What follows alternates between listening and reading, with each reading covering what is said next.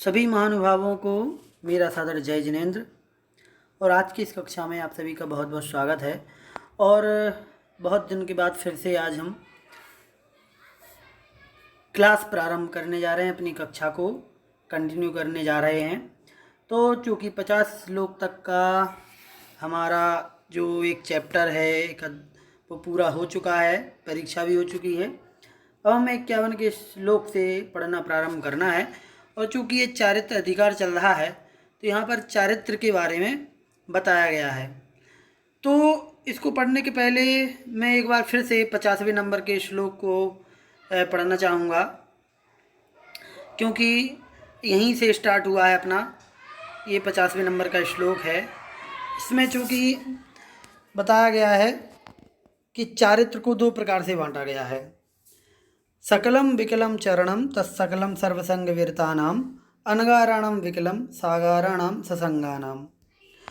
हम अब कोशिश करेंगे कि प्रतिदिन 2 श्लोक पढ़ाएं, ठीक है, जिससे कि थोड़ा सा गति हो पढ़ने में। और आज हम 50 और 51 श्लोक को समझने का प्रयास करेंगे। तो 50वें नंबर के श्लोक को हम पहले ही बता चुके हैं, लेकिन फिर भी रिवीजन के तौर पर, क्योंकि इसी से जुड़ी बातें आगे हमें पढ़ने वाले हैं। तो इसमें चारित्र को 2 प्रकार का बताया था, सकल चारित्र और विकल चारित्र, ठीक है।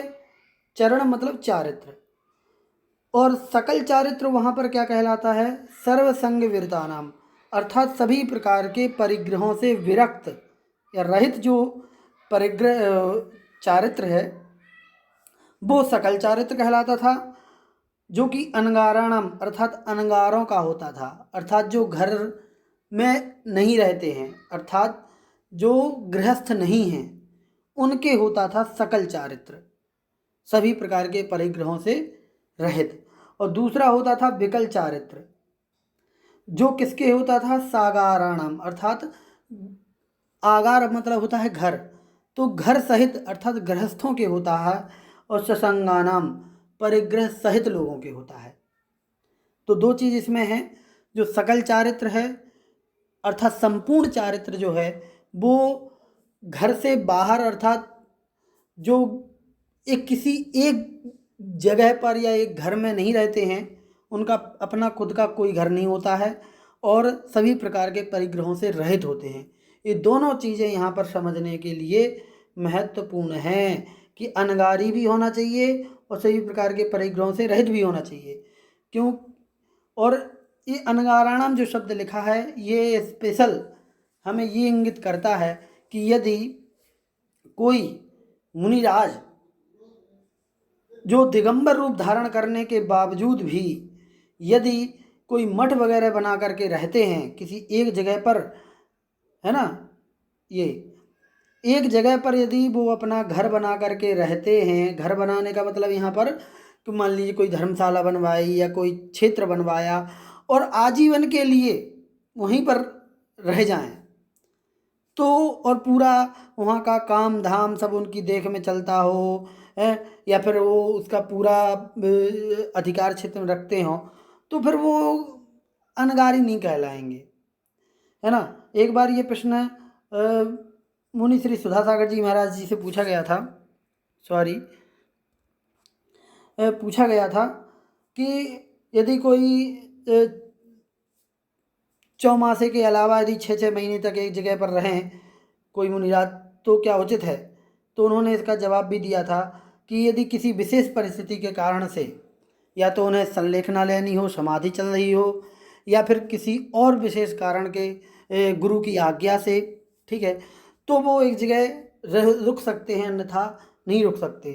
तो यहाँ पर रुकने की बात नहीं है, यहाँ तो वहीं पर परमानेंट रहने की बात है। तो वो अनगारी नहीं कहलाएंगे, है ना। तो अनगारी नहीं कहलाएंगे तो फिर सर्वसंग विरत होने का भी कोई मतलब नहीं रहता है, वो सकल चारित्र वाले नहीं कहलाएंगे, ठीक है। और विकल चारित्र हमने बता दिया, गृहस्थ में रहने वाले जो परिग्रही लोग हैं वो एक देश चारित्र का पालन करते हैं। यहाँ पर इस श्लोक में यही बताने का प्रयास किया गया है। अच्छा, एक दो चीज़ और हैं जो यहाँ समझाई गई हैं और वो हमें समझना भी चाहिए कि आत्मा के अंदर जो है वो एक देश चारित्र और सकल चारित्र, ये दोनों प्रकट कैसे होते हैं। तो देखिए विशेषार्थ को समझेंगे थोड़ा सा, आप लोग भी पढ़ते जाइए कि आत्मा के प्रवृत्ति रूप चारित्र को घातने वाली, आत्मा के प्रवृत्ति रूप जो क्रियात्मक जो दिखाई देता है, ऐसा जो चारित्र है उसको घात करने वाली चारित्र मोहिनी की दो प्रकृतियां हैं। अर्थात चारित्र को दो प्रकार की प्रकृतियां घात करती हैं। एक तो प्रत्याख्यानावरण, क्रोधमान माया लोभ। देखो चार कषाय होती हैं, क्रोधमान माया लोभ। ये चारों कषायों के चार चार भेद होते हैं। कौन कौन से आप लोग जानते होंगे। अनंतानुबंधी, ठीक, फिर अप्रत्याख्यान, अप्रत्याख्यान, फिर प्रत्याख्यान, यही तो लिखा है, देखो ये लिखा हुआ है क्यों, ये अनंतानुबंधी, अप्रत्याख्यान, प्रत्याख्यान और संजुलन एक है, ये चार होते हैं। उसमें से अनंतानुबंधी तो मिथ्यात्व के घात में सहायक होती है, वो उससे हालांकि मिथ्यात्व का घात तो मिथ्यात्व प्रकृति करती है, लेकिन वह मिथ्यात्व के प्रवाह को अनंत बनाती है, इसलिए उसको अनंतानुबंधी कहते हैं, ठीक है। और अप्रत्याख्यानावरण जो कषाय है, क्रोध मान माया लोभ, इन चारों की अप्रत्याख्यानावरण कषाय क्या करती है। अप्रत्याख्यानावरण कषाय विकल एक देश चारित्र को घातती है, अर्थात वो आपको अणुव्रत या देशवृत्ति नहीं होने देगी। और जो प्रत्याख्यानावरण कषाय है वह सकल या सर्वदेश चारित्र को घातती है, अर्थात वह आपको मुनि नहीं बनने देगी, प्रत्याख्यानावरण कषाय। तो जब किसी सम्यक दृष्टि जीव के प्रत्याख्यानावरण का अनुदय रूप, ठीक है, प्रत्याख्यानावरण का अभाव हो जाए, अनुदय रूप क्षयोपशम होता है, तब उसके हिंसादि पांचों पापों का एक देश त्याग होता है, विकल चारित्र कहलाता है वह, ठीक। और जब किसी सम्यक दृष्टि जीव के प्रत्याख्यानावरण का क्षयोपशम होता है, तब उसके हिंसादि पांचों पापों का सर्वदेश त्याग हो जाता है, और वही सकल चारित्र कहलाता है, ठीक है। विकल चारित्र गृहस्थ के होता है और सकल चारित्र मुनियों के होता है। गृहस्थ परिग्रह से सहित होते हैं, मुनि परिग्रह से रहित होते हैं। मिथ्या दृष्टि जीव के जो विकल या सकल चारित्र होता है उसे करणानुयोग चारित्र रूप से स्वीकृत नहीं करता, ऐसे चारित्र में संवर और निर्जरा नहीं होती है। कहने का तात्पर्य यह है कि मिथ्या दृष्टि जीव जो ऊपर से मुनिव्रत धारण करके और कठोर तपस्चरण भी करते हैं, वो करणानियों की अपेक्षा से चारित्र नहीं कहलाएगा, भले वो मुनि हैं, मुनि का रूप धारण किए हुए हैं, लगता ऐसे है जैसे कि वो चारित्रवान है बिल्कुल, लेकिन इसके बाद भी वो चारित्रवान नहीं कहलाते हैं, ठीक है।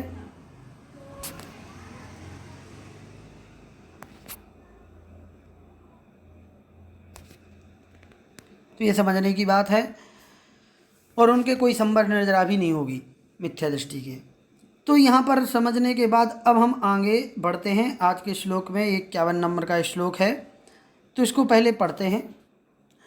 ग्रहिणाम त्रेधा तिष्ठत्यणु, इसको भी अच्छे से पढ़ेंगे। गुण शिक्षावृतात्मकम चरणम पंचत्रिचतुर्भेदम, ठीक है, पंचत्रिचतुर्भेदम यथा संख्य माख्यातम, पंचत्रिचतुर्भेदम त्रयम, इसको भी पढ़ना, यथा संख्यम माख्यातम। चलिए पूरा पढ़ते हैं इसको एक बार लय से। गृहिणाम त्रेधा तिष्ठत, यहाँ ता तक पढ़ेंगे। त्यणुगुण शिक्षावृतात्मकम चरणम, ऐसे गृहिणाम त्रेधा तिष्ठत्यणुगुण शिक्षावृतात्मकम चरणम पंचत्रिचतुर्भेदम त्रयम यथा संख्यमाख्यातम। ठीक है, ये आर्य छंद की लय है। चलिए अर्थ देखते हैं, बिल्कुल सिंपल है। यहाँ पर निर्देश किया गया है कि गृहिणाम अर्थात गृहस्थों के, त्रेधा तीन प्रकार के, चरणम अर्थात चारित्र होते हैं। गृहस्थों के तीन प्रकार के चारित्र होते हैं। तिष्ठति, यहाँ पर जो है ना वो तिष्ठति निकलेगा, तिष्ठति ऐसे। फिर यहाँ से निकलेगा आ, अणु, गुण और शिक्षा वृत्तात्मकम। तो गृहस्थों के चारित्र तीन प्रकार का होता है। तिष्ठति मतलब होता है, कौन कौन सा? अणुव्रत, गुणव्रत और शिक्षाव्रत। ये व्रत तीनों में लगा लेंगे, अणुव्रत, गुणव्रत और शिक्षाव्रता। व्रतात्मकम अर्थात इस नाम के व्रत वाले तीन प्रकार के चारित्र होते हैं। किसके होते हैं ये तीन प्रकार के चारित्र? ये होते हैं गृहस्थों के। और ये तीनों प्रकार के चारित्र के भी भेद होते हैं। कितने भेद होते हैं? पंचत्रिचतुर्भेदम, पाँच, तीन और चतुर मतलब चार। इस प्रकार से यथासंख्यम आख्यातम, यथासंख्य अर्थात क्रमशः कहे गए हैं। ये त्रयम ऊपर लगा लेंगे कि गृहिणाम,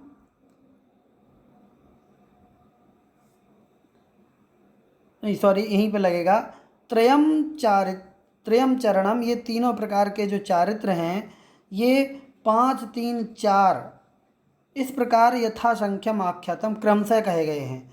क्रम से कहने का मतलब है कि अणुव्रत जो है वो 5 प्रकार का होगा, गुणव्रत जो है वो 3 प्रकार का होगा और शिक्षाव्रत जो है वो 4 प्रकार का होगा।